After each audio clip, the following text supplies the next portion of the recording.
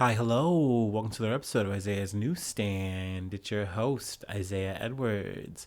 The date is October the 12th, 2023. Hopefully this episode finds you well, in good spirits, and high hopes. As for me, I'm doing pretty good. I will say I think I have a cold.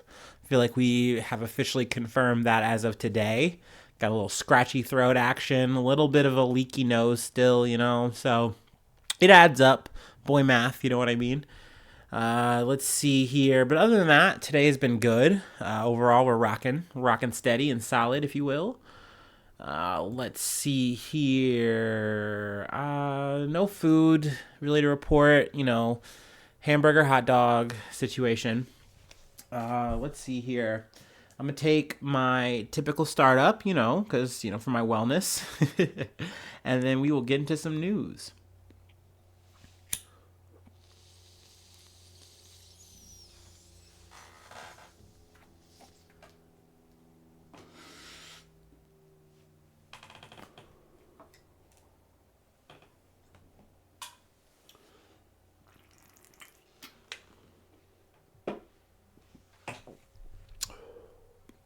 All right. Whew. Let's get started. From NBC News. Supreme Court skeptical of South Carolina racial gerrymandering claim. The Supreme Court's conservative majority appeared skeptical Wednesday that Republicans in South Carolina unlawfully considered race when they drew a congressional district in a way that removed thousands of black voters. Conservative justices, who hold a 6-3 majority, questioned whether civil rights groups that challenged the district had sufficient evidence to show that legislators were focused predominantly on race when they drew the map. The state says its sole goal was to increase the Republican tilt in the district. With black voters tending to vote for Democrats, the case raises the question of whether Republicans were targeting them primarily for racial or partisan reasons.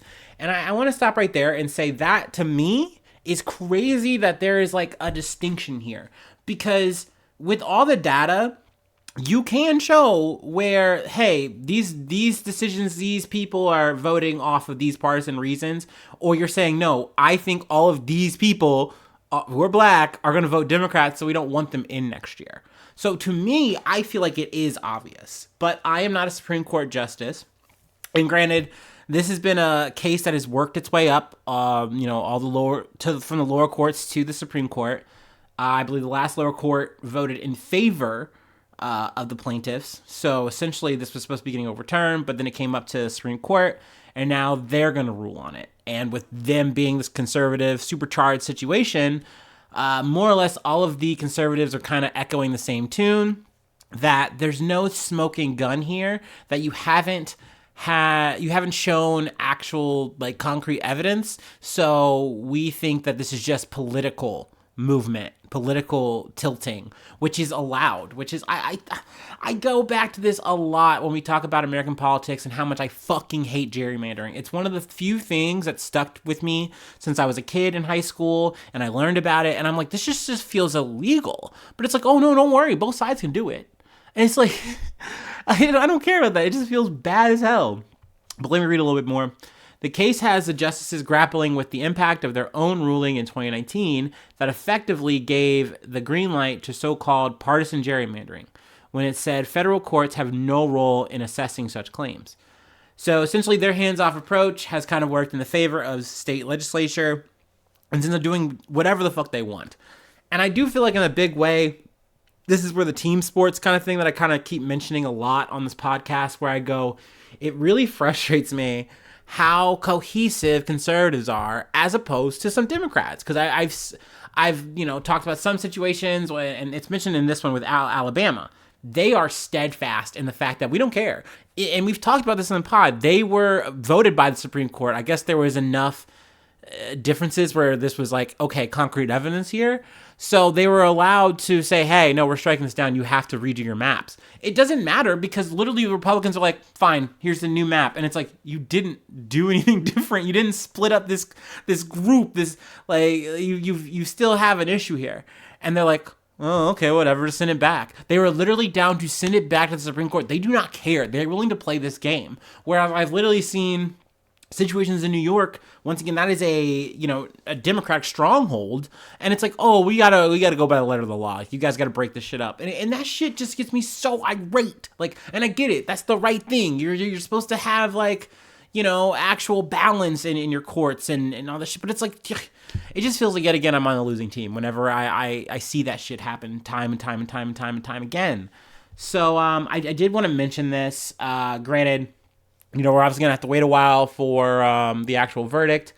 I do like, though, that, obviously, from the minority, Justice Ketanji Brown Jackson pushed back against the notion that plaintiffs did not have sufficient evidence, saying that under court precedents, they aren't required to produce a smoking gun, that race was the state's primary consideration. And then Kagan has a defense that she adds here, but I don't know. I respect it. I like it, but I don't know how effective it's actually going to be in terms of swaying the opinion of the other six. So, it does look like this is kind of determined. But, I'll keep you posted on, too, with the Alabama thing. Kind of just been lax there because I kind of just want to see what happens when it goes back up to the Supreme Court, what they say. But yeah, there's that. We did a little SCOTUS news, a little South Carolina news. Let's keep it moving. From CNN, former NFL player Sergio Brown taken into custody in the murder of his mother, police say. Former NFL player Sergio Brown, who had been missing since his mother's death last month, was taken into custody on Tuesday after a warrant was issued for first-degree murder in her killing, police said in a statement. Brown, 35 years old, was arrested in San Diego while re-entering the U.S. from Mexico, police in Maywood, Illinois, said. He is awaiting extradition to Maywood, a suburb of Chicago, to face the murder charge. I believe he's actually got to go through the whole process of extradition. He's probably fighting it, I'm not sure. But let's see here. Mexican law enforcement officers have known Brown's whereabouts since at least September 19th. A law enforcement source familiar with the investigation told CNN, which was the first to report Brown's arrest. I love when, a news publication gets to, get their bragging rights and they gotta, we got the exclusive story. We got the, first scoop for you. I'm sure it's a feel good for them. Mexican law enforcement departed him. Actually, let me keep reading. They were kind of maybe getting close to departing him. Mexican law enforcement deported him after authorities in Illinois obtained an arrest warrant pertaining to his mother's death. Brown's deportation was not without incident, the source said, indicating the former NFL player created a disturbance on the extradition flight from Mexico City to Tijuana and was threatened with removal by the plane's captain. Now, I have to ask here, what does he mean by removal? Like on the spot? We'll just disappear you right now, man. If you want to keep backing it up. Or did he mean we're going to turn this ship around? We're going to turn this, plane around, I really would have liked some elaboration there, but whatever. I'll use my imagination. San Diego's Sheriff Department inmate records indicate Brown was in agent's custody Wednesday and was being held on felony fugitive arrest warrant. A court hearing is set for November 13th. The body of his mother, Myrtle Brown, 73 years old, was found in a creek behind her Maywood home on September 16th, Maywood police said. Relatives had alerted police they had been unable to find or contact her or her son. The Cook County medical examiner determined she died from injuries related to an assault, and the manner of death was ruled a homicide. Sergio Brown played defensive back for Notre Dame before signing with the New England Patriots as an undrafted free agent in 2010. He played 7 seasons in the NFL as a member of the Patriots, Indianapolis Colts, Jacksonville Jaguars, and Buffalo Bills. Let's see. Maywood police said last month they were aware of at least one video circulating on social media that appears to show Sergio Brown in a tropical location rambling about fake news. Ugh, and you already know. To me, this day, in this age, time, whatever that we're in, whenever someone starts talking about some fake fucking news, you know they're sus as fuck, bro. Like, you're stinky. But he's rambling about fake news and claiming that he thought his mother was on vacation. It is not clear where or when the video was taken, and police did not confirm to CNN the person in the video is Sergio Brown. You know what's crazy? I feel like, years ago ish, you could say that, and you had to say that because, we're just minding our P's and Q's here. Like, we couldn't actually confirm this. We didn't get an expert on it. But I feel like in the time of AI and all this kind of fucking shit, you definitely now have, to say that. You have to, add that disclaimer of, hey, we could not 100% verify this, it hits a little bit more. I know it's a bit of a side note. Last week, Myrtle Brown's family issued a statement through attorney Christian Conway calling on authorities to advance the investigation into her death, saying there was sufficient evidence for an arrest. Let's see here. The family also said they had not been in touch with Sergio Brown since his disappearance. Let's see here. Was there anything else I really wanted to hit from this? No. I would definitely keep you posted on this. Obviously, it's very unfortunate. I don't even know a motive or reason why this happened. But, and also I got, full disclosure, you guys know I'm not a sports guy, so I'm not really familiar with Sergio Brown's career, but I definitely know that the Patriots was a big team, Colts big team, so, definitely seemed like he was a wanted player, good player, but, that being said, crazy to, at least allegedly, kill your mom and then go on more or less a vacation runaway to Mexico, make a fucking post about it and say, oh man, it's fake news. I think old mama's on vacation. Bro, what? That's crazy. Also, I skipped it too, but his brother, after his mom's passing, was imploring, saying hey, looking for my brother, everything like that. And, just had so much kind things to say about his mom, saying, thank you for saving my art, this isn't going to go to waste, stuff like that. So it's just very unfortunate, It seemed like Myrtle Brown definitely touched a lot of lives and, was a very positive influence on a lot of people in her community. And, it's a shame that, to be snuffed out in that way, it's crazy. It's sad. Sad as hell. Let's see here. I got some actual local news that I wanted to cover. I know that this is usually an international affair, but sometimes I got to do it for the city. You know what I mean? I got to do it for the city. Okay, anyway. From Journal News, Butler County's local news now. Ex-Cincinnati Councilman P.G. Sittenfield sentenced to 16 months in prison. Once a rising political star, P.G. Sittenfield will serve 16 months in prison following a public corruption sting that has netted 3 Cincinnati city council members since 2020. The sentencing hearing in front of U.S. District Court Judge Douglas Cole began at 1 p.m. Tuesday.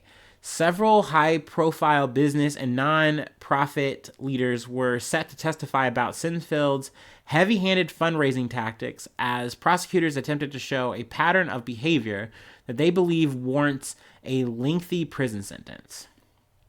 Let's see here. This was not a single event, one-off deal, or momentary lapse in judgment. This is not faithful public service or even politics as usual. This is corruption, prosecutors wrote in their sentencing memorandum, which promises to call additional witnesses to testify. Cole was sentenced to 16 months in prison with 1 year of supervised release. So, this is a very interesting, headline-grabbing kind of case for, good old Cincinnati, the Queen City, if you will. And I'm glad justice was served in this regard, though I do think, sadly, not to, knock on prosecution's statement there, but it does feel like business as usual. You know what I mean? Sadly, local to a state to a fucking whole nation state. Like, I just feel like you can always see this shit, and like that's just a shit you can see like a fucking cockroach. You know, if you see just these kind of guys, these motherfuckers, you know, there's probably plenty of more in the woodwork just doing it better or getting lucky until they get caught. You know what I fucking mean? So, you know, it's good that at least these motherfuckers are brought to justice. They didn't beat the fucking case. I mean, granted, what is like 16 months and like, you know, probation, but, you know, it's at least saying, hey, you gotta fucking, you know, own this shit, bro. You gotta take the L. So, boo, tomato, tomato. Also, his full name is Alexander Paul George Sittenfield. So there you go. Anyway, I got one more piece of local news, also from the Journal News. And then I'll let you go. But you know me, I gotta take my last little break, and then we will put a pin in this. I don't know. Sure. I'll say that.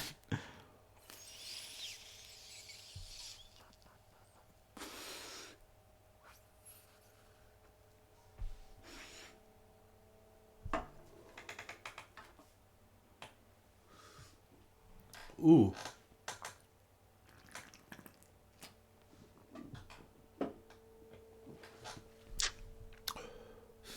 Okay.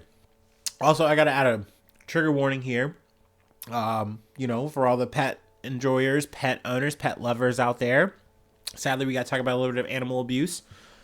Owner of Butler Co. property where 90 dogs found, some dead, indicted for multiple charges.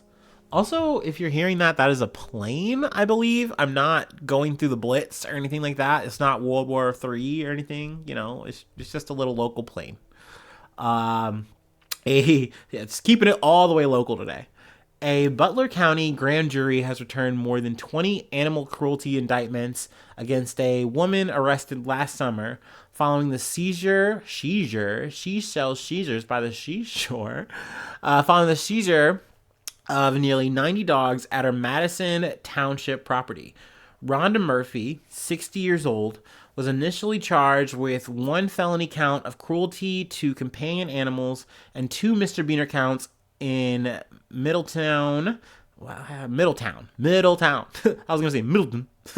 Middletown Municipal Court by the Butler County Sheriff's Office after the animals were found at her place on Moseman Road.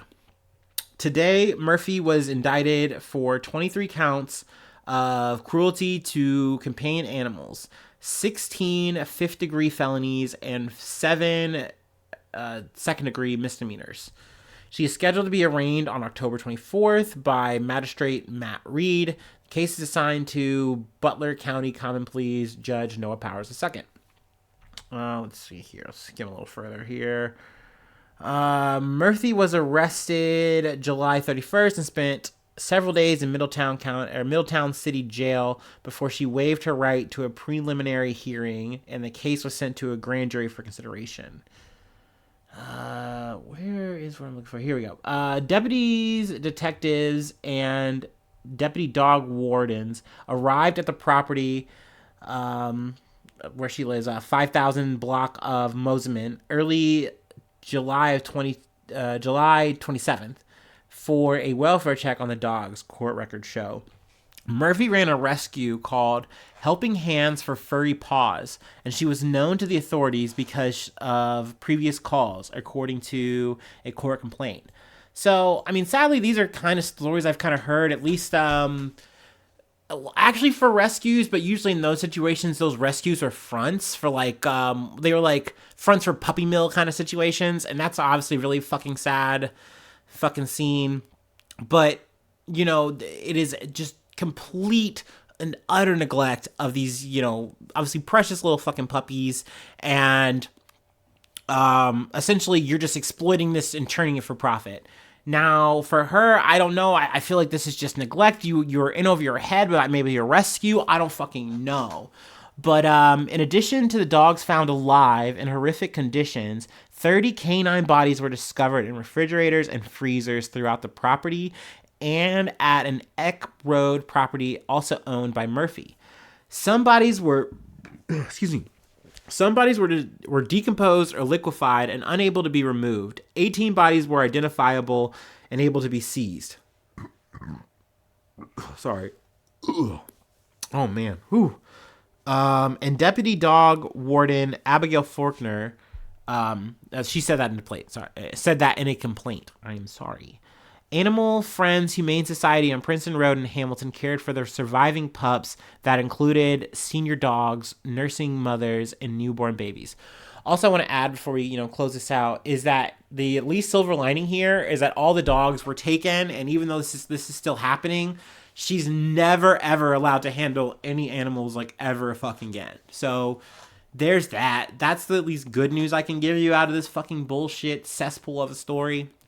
It's sad that these kind of fucking things happen, and I said this before when we were talking about just the funeral home situation where it's like, look, you can say, hey, yo, I was just in over my head and like, I didn't mean for this to happen, yada yada yada, but it's like, you have a duty to serve here. You elected to do this. And if you are in over your head and not doing anything, guess what? The neglect that you are serving or doing is criminal. It just fucking is. So like, please, like, if you are in these kind of fucking fields doing this kind of fucking work, please understand it is not just for the fucking money. It's not just a fucking thing to do. It's fucking serious. So, obviously I'm glad that these dogs are at least in a better situation. They're out of this. And, gosh, I'm literally looking at a little puppy right now. I gotta click off. But that's more or less the episode for today. Thank you so much for tuning in. I do have to shill real quick. Patreon.com/Isaiah News. If you'd like to support the effort, you do become a newsie. I say your name at the top of the podcast. I plug a project you're on. Let's see here. Free ways to hit me up. IsaiahNews1@gmail.com. Feel free to follow me on all the socials, either me or the podcast. Also, please subscribe to the YouTube. Really means a lot. Helps out a lot. The thumbs up, the comments. Please keep the comments positive if you could. Would you kindly?